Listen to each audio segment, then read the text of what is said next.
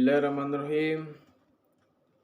Assalamualaikum warahmatullahi wabarakatuh. Innal hamdalillah nahmaduhu wa nasta'inuhu wa nastaghfiruh wa na'udzu billahi min syururi anfusina wa min sayyiati a'malina. May yahdihillahu fala mudhillalah wa may yudlil fala hadiyalah. Asyhadu an la ilaha illallah wa asyhadu anna Muhammadan abduhu wa rasuluhu ya nabiyya ba'dah. Pertama-tama, yang paling utama dan yang harus kita utamakan, marilah kita panjatkan puji beserta syukur kita kehadirat Allah Subhanahu wa taala.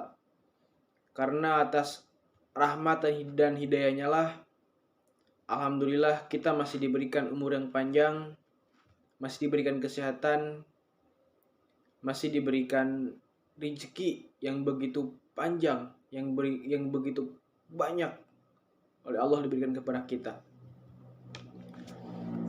Baik, kali ini saya akan sedikit menjelaskan atau membahas yaitu tentang orang yang tidak diperbolehkan atau tidak diwajibkan berpuasa, ya. Yang pertama itu anak kecil, ya. Kenapa anak kecil? Anak kecil ini, yang dimaksud dengan anak kecil ini yaitu anak kecil yang belum baligh, gitu kan. Tapi bagi orang tua, kalau misalkan anaknya itu sudah nyampe 7 tahun, maka wajib diajarkan berpuasa, diajarkan sholat, gitu kan, sampai keluar air mani atau haid, gitu kan. Jadi kalau misalkan anak tersebut sudah masuk umur 7 tahun, nah, jadi jangan sampai orang tua ini membiarkan anak tersebut. Kebanyakan orang tua dari kita itu, mereka berpikiran kayak gini. Ada kan ditanya tuh sama ditanya sama warga misalkan atau sama masyarakat, "Pak, kenapa anaknya nggak disuruh ke masjid? Kenapa anaknya nggak disuruh berpuasa?" Dia jawabnya kayak gini, "Karena anak saya masih kecil, Pak." Gitu jawabnya dia.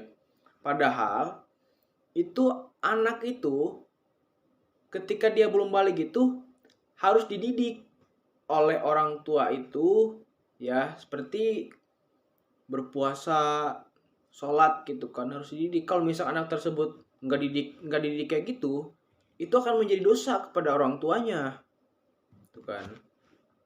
Dan ketika orang tua ini membiasakan dari kecil anak tersebut berpuasa, misalkan hari Senin, misalkan di awal pertama puasa dia nyampe duhur, hari Selasa masih nyampe duhur.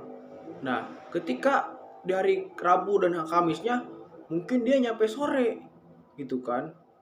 Dan selanjutnya dia bisa nyampe maghrib, sampai buka. Nah, itulah pentingnya didik anak ketika masih kecil, didik untuk berpuasa, ya. Yang kedua itu yang orang gila, ya. Orang gila ini tidak diwajibkan untuk berpuasa dan tidak dosa juga, gitu, orang gila ini. Nah, makanya kalau teman-teman pengen gak berpuasa lah dan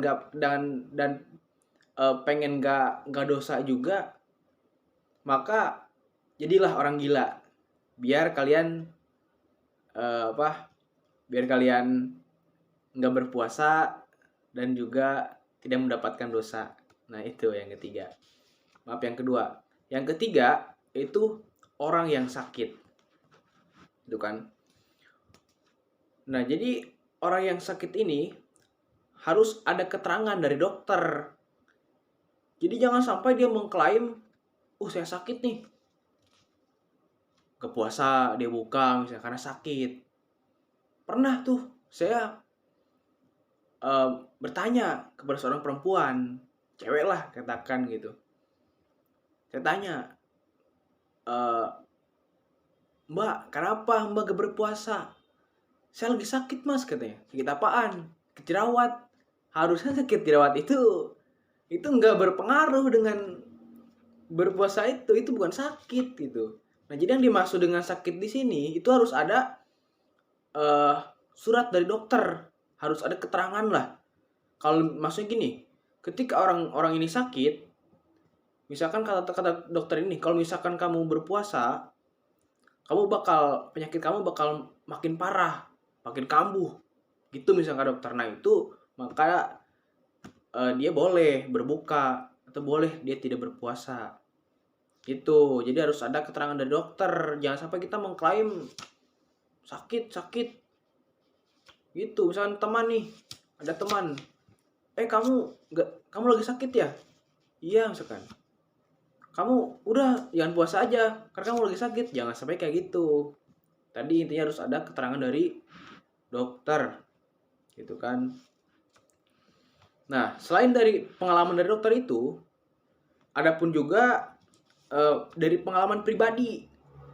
Misalkan gini, misalkan dari pribadi kita lah, misalkan di bulan Ramadan ini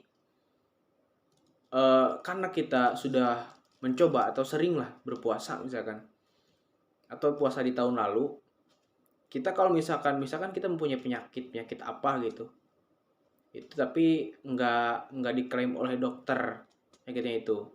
Tapi kalau misalnya kita puasa, itu jadi nambah parah sakit kita itu. Nah itu maka boleh kita tidak berpuasa.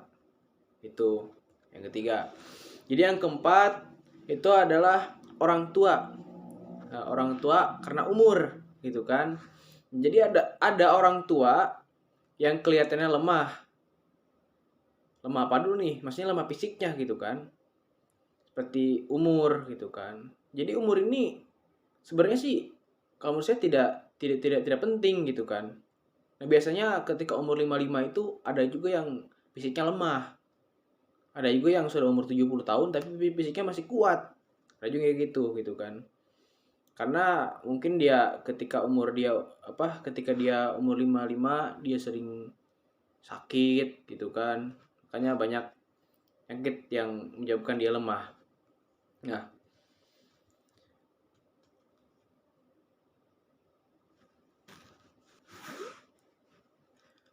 jadi ketika kita mempunyai seorang kakek atau nenek, dia sudah berumur lah, katakanlah bisa dikatakan sepuh gitu, sudah tua.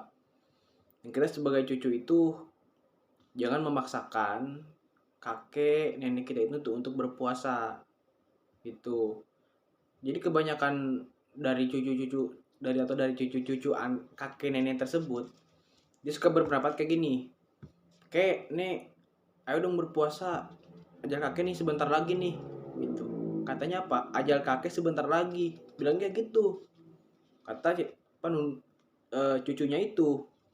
Nah, itu ketika cucunya bilang kayak gitu, akhirnya si nenek dan kakek tersebut berpuasa.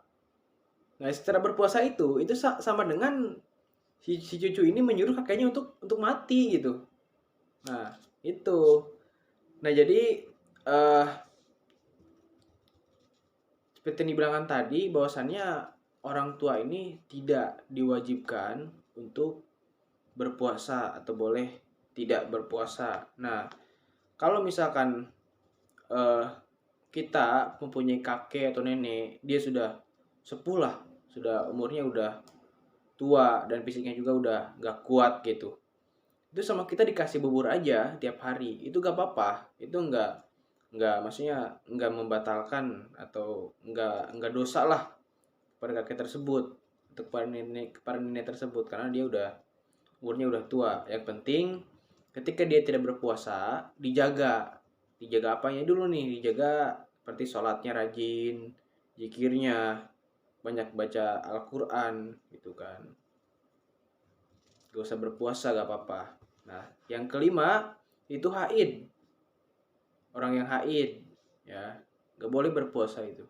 Yang keenam orang yang nipas, bisa melahirkan, gak boleh karena pasti dia masih lemah itu fisiknya. Yang ketujuh, hamil, gitu kan.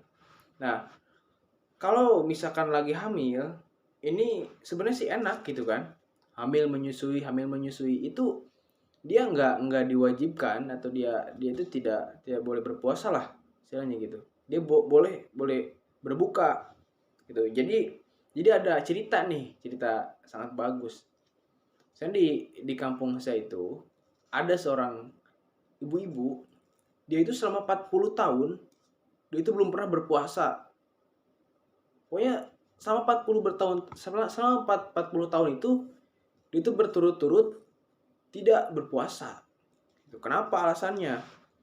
Karena dia itu hamil, menyusui, hamil menyusui. Dia kan setahun dia hamil. Apa maksudnya? Ya hamil lah. Setahun dia hamil. 2 tahun dia menyusui. Terusnya dia kayak gitu.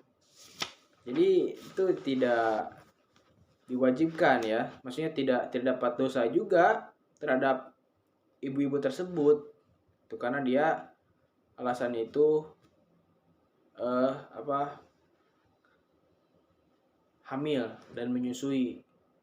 Dan kalau misalkan dia tidak maksudnya tidak menyusui gitu kan, ya maksudnya dia puasa,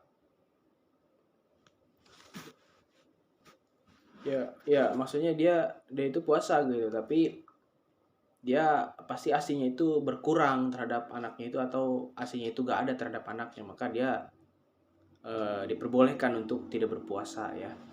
Kok yang terakhir itu yang ke-9 itu bepergian gitu kan.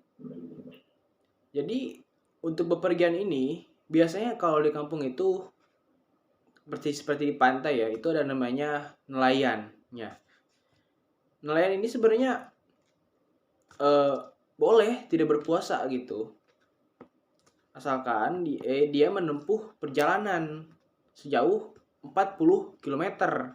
Seperti nelayan, apalagi supir gitu kan, supir bis, supir mobil lah, kapal, pesawat dan sebagainya gitu kan, supir gitu, dia sebenarnya boleh tidak berpuasa gitu kan. Jangan dipaksa misalkan nelayan nih untuk tidak berpuasa, nah, dia nggak apa-apa. Maksudnya dia kalau misalkan dia pengen puasa juga ya bagus gitu, tapi kalau misalkan dia nggak berpuasa juga tidak apa-apa gitu. Adapun sama dengan supir bus ya kayak gitu.